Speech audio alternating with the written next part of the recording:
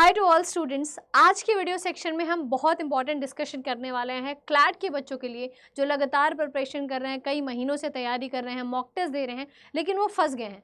First किस चीज़ में गए हैं कि या तो वो 90 प्लस तक का क्वेश्चन अटेम्प्ट ही नहीं कर पा रहे हैं, 60-70 में ही रह जा रहे हैं, और अगर अटेम्प्ट कर ले रहे हैं तो क्वेश्चन उनके गलत हो जा रहे हैं, मार्क्स नहीं इंक्रीज हो पा रहे हैं, मार्क्स लगातार डिक्लाइन हो रहे हैं, नीचे गिर रहे हैं। अच्छा, नीचे भी नहीं गिर रहे हैं तो एक ही जगह 50-60 पे ही कॉन्स्टेंटली रुके हुए हैं। मतलब हम मेहनत तो कर रहे हैं बट सही डायरेक्शन में नहीं कर रहे हैं, सही अप्रोच नहीं अपना पा रहे हैं। तो क्या मैम ऐसा होता है कि अगर कोई सही अप्रोच अपना लिया जाए, कुछ कर दिया जाए तो मार्क्स इंक्रीज हो जाएंगे? 110% होंगे। और मॉक टेस्ट इसीलिए होता है, मॉक टेस्ट इसीलिए लगाया जाता है कि आप अपने मार्क्स को इंक्रीज कर पाएँ, आप जितने क्वेश्चन अटेम्प्ट कर रहे हैं उनको इंक्रीज कर पाए। तो आज का वीडियो उन बच्चों के लिए है जो मॉक टेस्ट तो लगाते हैं लेकिन एनालिसिस नहीं कर पाते हैं, क्योंकि फुल्ली मैं आज की वीडियो में यही बताऊंगी कि आपको एनालिसिस कैसे करना है और कैसे अपने नंबर ऑफ अटेम्प्ट्स बढ़ाने हैं और कैसे नंबर ऑफ स्कोर को बढ़ाना है। तो अगर आप सीरियस स्टूडेंट हैं तभी इस वीडियो को लास्ट तक देखना, क्योंकि आज की वीडियो में आपको harsh truth and reality check करने को मिलेगा।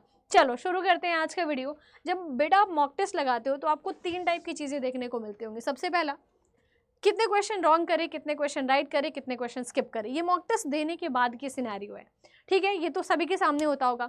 अब आप क्या करते हो, एनालिसिस कैसे करते हो? मॉक टेस्ट लगा लिया, देख लिया कितने क्वेश्चन राइट है, रॉन्ग है, स्किप है, कितना नंबर आ गया, बस बंद करे लैपटॉप, बंद करी बुक, निकल गए। ये अगर करते हो छोड़ दो मॉक टेस्ट लगाना। Seriously drop your pen, drop your laptop, कोई ज़रूरत नहीं है, क्योंकि कोई फ़ायदा नहीं है ना यार। आप एज इट इज़ खुद को आप उसी जगह पर रख रहे हैं। आप 10 दिन, 20 दिन, 50 दिन, 50 मॉक दे दो, 100 मॉक दे दो, लेकिन अगर आप यही कर रहे हैं ना कि कितना नंबर आ गया बस ख़त्म, तो कभी बेटा कभी आपका स्कोर नहीं इंक्रीज़ होगा। आप कितनी भी मेहनत कर लो, कितनी भी पढ़ाई कर लो, मॉक स्कोर इंक्रीज़ नहीं होने वाला है। क्योंकि मॉक टेस्ट क्या होता है ना, आपका आईना होता है। आप कितने पानी में हो ना खड़े, ये वो बताता है। लेकिन अगर आप चेक ही नहीं करोगे कि कितने पानी में हो, रोज़ रोज़ जाके सेम पानी में खड़े हो जाओगे, तो आपको नहीं पता लग पाएगा। वो पानी के लिए आपको लेवल नापना पड़ेगा ना, कि क्या गलतियां हैं, कहाँ खड़े हो, क्या मिस्टेक्स हैं आपकी, उसको इम्प्रूव कैसे करना है। ये सारी चीज़ें आज की वीडियो में मैं आपको बताने वाली हूँ। जब आप मॉक टेस्ट लगाते हैं बेटे, तो एक मॉक टेस्ट लगाओ, लेकिन ऐसे लगाना है। मॉक टेस्ट लगाने से लाख गुना ज़्यादा इंपॉर्टेंट है उसका एनालिसिस करना। तो अगर अभी तक भी कोई बच्चा एनालिसिस नहीं कर रहा था तो वो फेल है, उसने अभी तक सारी हरकतें गलत करी हैं। अभी स्टॉप कर देना है, यहाँ से बंद कर देना है मॉक टेस्ट लगाना, और सिर्फ एनालिसिस पे फोकस करना है आने वाले 10 दिनों तक। सबसे पहले क्या होता है, 3 टाइप के क्वेश्चन आते हैं मॉक टेस्ट लगाने के बाद, ठीक है? सबसे पहले आप क्या क्या चेक करना है, आपको रॉन्ग क्वेश्चन, ठीक है? रॉन्ग क्वेश्चन चेक करना है। चेक करो रॉन्ग क्वेश्चन रॉन्ग हुआ क्यों, आखिर में क्या रीज़न था कि मेरा क्वेश्चन रॉन्ग हो गया, भाई ऐसा क्या हो गया? 2 चीज़ें निकल के आएंगी। पहली चीज़ कि रॉन्ग हुआ मतलब आपका कॉन्सेप्ट स्ट्रॉन्ग नहीं था, यानी कि आपको कॉन्सेप्ट में कोई क्लैरिटी नहीं होगी, कॉन्सेप्ट क्लैरिटी नहीं होगी। अगर ऐसा है, जैसे मान लो आपने कंक्लूजन का क्वेश्चन लगाया, ठीक है? आपने कंक्लूजन का क्वेश्चन लगाया और आपसे कंक्लूजन के क्वेश्चन गलत हो रहे हैं, तो इसका मतलब ये है बेटा, आप लास्ट के 5 मॉक, 3 मॉक, 4 मॉक, जितना भी आपने लगाया होगा ना, सबको एक साथ एनालिसिस करना है इस वीडियो के बाद, इसी तरीके से जैसे मैं बता रही हूँ स्टेप बाय स्टेप। कि आप क्या चेक करोगे कि यार कॉन्सेप्ट क्लैरिटी नहीं थी क्या जो क्वेश्चन रॉन्ग हो गया? अच्छा, कॉन्सेप्ट क्लैरिटी नहीं थी तो वो चैप्टर जा करके आपको दोबारा से पढ़ना है, ठीक है? एक तो कॉन्सेप्ट क्लैरिटी होती है, दूसरा होता है सिली मिस्टेक। मतलब मैं बहुत हड़बड़ी में कर रहा हूँ, मैं बहुत ज़्यादा हड़बड़ी कर रहा हूँ, या चीज़ों पे मैंने अच्छे से रिवीजन नहीं करा हुआ है। ये सिली मिस्टेक्स का मतलब क्या होता है कि मुझे पता है कंक्लूजन क्या होता है, मुझे पता है कि नाउन में क्या होता है, मुझे पता है एरर डिटेक्शन क्या होता है, लेकिन मैं क्या कर रहा हूँ ना, थोड़े से सिली मिस्टेक कर दे रहा हूँ हड़बड़ी में, क्योंकि मेरा कंसंट्रेशन कम है, मैं 4 लोगों के बीच में हो हल्ला में बैठा हुआ हूँ, ठीक है? या मैं बहुत फोकस नहीं कर पा रहा हूँ। अगर ऐसा कुछ है तभी आपका सिली मिस्टेक होगा। मतलब आपका कॉन्सेप्ट तो क्लियर है लेकिन आपका कॉन्सनट्रेशन खराब है, या आप बहुत हड़बड़ी में हो, बहुत ज़्यादा स्पीड में हो, तो अभी से आपको स्पीड पर ध्यान नहीं देना है, अभी आपको सिर्फ एक्यूरेसी पे ध्यान देना है। इस मंथ कोई भी बच्चा स्पीड पे नहीं जाएगा। Your only focus is to accuracy, ठीक है? यही आपको मेंटेन करना है।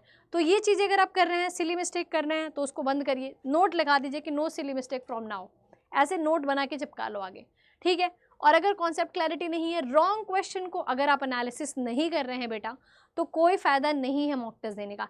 अब रॉन्ग क्वेश्चन की बात देखो, रॉन्ग क्वेश्चन तो हो गया, अब बारी आती है राइट क्वेश्चन की। राइट क्वेश्चन में होता है कि यार राइट हो गया, मैं तो खुश हूँ। कुछ 99% बच्चे इसका एनालिसिस ही नहीं करेंगे। वो बोलेंगे अरे यार रॉन्ग क्वेश्चन का क्यों एनालिसिस करना है, कोई मतलब नहीं है। सॉरी, राइट क्वेश्चन का, राइट क्वेश्चन का एनालिसिस करना सबसे ज़्यादा इंपॉर्टेंट है कि आपको देखना है कि ये क्वेश्चन तो मेरा राइट था। जैसे हर बार मेरा कंक्लूजन का क्वेश्चन राइट हो जा रहा है मैम, हर बार मेरा एरर डिटेक्शन का क्वेश्चन राइट हो रहा है, हर बार डीआई का क्वेश्चन मेरा करेक्ट हो रहा है मैम परसेंटेज टॉपिक का। अब इसको फास्ट कैसे करें? जो क्वेश्चन आपका राइट हो रहा है, जैसे बार बार अगर आपका कंक्लूजन का क्वेश्चन राइट हो रहा है ना बेटा, तो आपको इसको आगे से फास्ट करना है। यानी कि अगर आप इसको 1 मिनट में कर रहे हैं तो आप कोशिश करिए 40 सेकंड 45 सेकंड में, 2 मिनट में कर रहे हैं तो कोशिश करिए कि आप उसका टाइम रिड्यूस करें। मतलब क्या करना है आपको, इसको फास्ट करना है। दूसरी चीज़, अगर क्वेश्चन आपका राइट हो रहा है तो अब आपका क्वेश्चन राइट हो गया, 4 ऑप्शन होते हैं आपके पास क्लैट में, एक क्वेश्चन राइट हो गया, बाकी की जो 3 रॉन्ग क्वेश्चन है ना बेटा, इसका 3 मतलब 4 ऑप्शन होते हैं, एक तो आपका क्वेश्चन राइट हो गया, 3 जो ऑप्शंस रॉन्ग थे यानी कि वो ऑप्शन जो आपके करेक्ट नहीं थे, इनको आपको एनालिसिस करना है प्रॉपर कि ये वाला अगर नहीं था आंसर, ऑप्शन नंबर बी मेरा आंसर नहीं था, सी नहीं था, डी नहीं था, तो क्यों नहीं था, आप उसका इन डेप्थ एनालिसिस करो। ठीक है, कभी भी कोई क्वेश्चन आप लगा ले रहे हैं, राइट क्वेश्चन है, आंसर से अगर आप आंसर के ऑप्शन से आपको सीखना है कि अच्छा ये वाला ऑप्शन जो है ये राइट नहीं है, बट क्यों नहीं है। जैसे मैं आप लोगों को जब क्वेश्चन कराती हूँ डेली वाईटी क्लास में, तो मैं आपको सारे ऑप्शन समझाती हूँ। आप देखते हैं कि सिर्फ राइट है बी लगा के नहीं चली जाती हूँ, मैं बाकी के 3 ऑप्शन भी आपको समझाती हूँ कि ये वाला इस वजह से नहीं था, ये वाला इस वजह से नहीं था, ये वाला इस वजह से नहीं था। अगर आप ये करेंगे ना बेटा, तो आप एक क्वेश्चन से 10 क्वेश्चन के बराबर सीख रहे हैं, आप एक मॉक से 10 मॉक के बराबर सीख रहे हैं। यही होता है एक टॉपर में, एक स्मार्ट बच्चे की स्ट्रेटजी में, और एक वीक, एक एवरेज, एक नॉर्मल बच्चे की स्ट्रेटजी में, जो बस गधा मजदूरी कर रहा है। टू बी ऑनेस्ट, वो गधा मजदूरी कर रहा है, वो नहीं कर रहा है सही काम। स्मार्ट बच्चा क्या करता है कि उसको अगर एक पेन मिल गया ना, उसको ऐसा यूटिलाइज करेगा, इतना प्रोडक्टिव वे में यूटिलाइज करेगा। दुनिया में जितने लोग आज बहुत बेस्ट कर रहे हैं ना, वो प्रोडक्टिविटी पे काम करते हैं, नंबर्स पे काउंट नहीं करते हैं, वो प्रोडक्टिविटी पे आपको काम करना है कि एक क्वेश्चन है उसकी इतनी इन डेप्थ एनालिसिस कर देनी है, ऐसी तैसी पोस्टमार्टम करके रख देना है कि एक ऑप्शन मेरा सही है तो 3 सही क्यों नहीं है। अच्छा, यहाँ पर कंक्लूजन तो था ही नहीं, यहाँ पर तो कुछ और बता दिया, यहाँ पर तो कुछ और बता दिया। जैसे वीकनिंग वाला क्वेश्चन आता है, एक ऑप्शन आपका वीकनिंग है, बाकी 3 स्ट्रेंथनिंग होते हैं। सारे पॉइंट्स को समझो, ऐसे करोगे जो बच्चे बहुत अच्छा कर रहे हैं ना मॉक में, वो और बेहतरीन करेंगे। 2 काम आपको करना है। तीसरा है स्किप्ड क्वेश्चन। अब ये स्किप क्यों हुआ, ये स्किप क्यों हुआ, ये आपको देखना है। क्या आपके पास टाइम नहीं बचा था, क्या आपके पास टाइम नहीं बचा था। दूसरा, कॉन्सेप्ट नहीं आता था। ठीक है, कॉन्सेप्ट नहीं आता है इसका।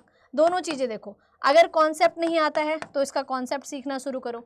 अगर टाइम नहीं मैनेज हो पा रहा है तो टाइम मैनेज करना शुरू करना है आपको, रीडिंग स्पीड बढ़ा करके, रीडिंग पे काम करके। तो टाइम मैनेज करना है। अगर टाइम नहीं मैनेज हो पा रहा है, जैसे बहुत सारे बच्चे हैं, वैसे तो इसको करने के बाद आराम से आपके पास टाइम बचा करेगा। अगर आपने अपने लास्ट के सारे मॉक टेस्ट को बैठ के इस तरीके से एनालिसिस करा, सारे मॉक टेस्ट का एनालिसिस करो, एक का नहीं सारे का बैठ करके, 4-5 दिन कोई मॉक टेस्ट ही मत लगाओ, सिर्फ एनालिसिस करो।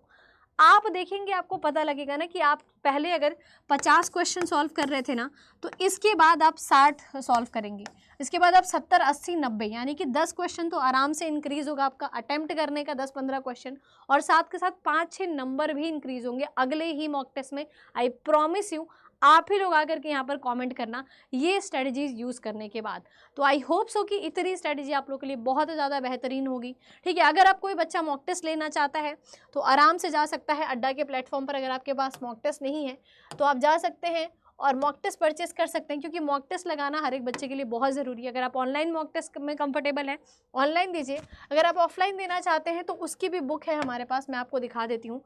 यहाँ लॉ एंट्रेंस एग्जाम पे जाना है, आपको क्लैट पे जाना है, और आप देख सकते हैं यार मॉक टेस्ट है यहाँ पर, तो आप मॉक टेस्ट यहाँ से मॉक टेस्ट को परचेस कर सकते हैं।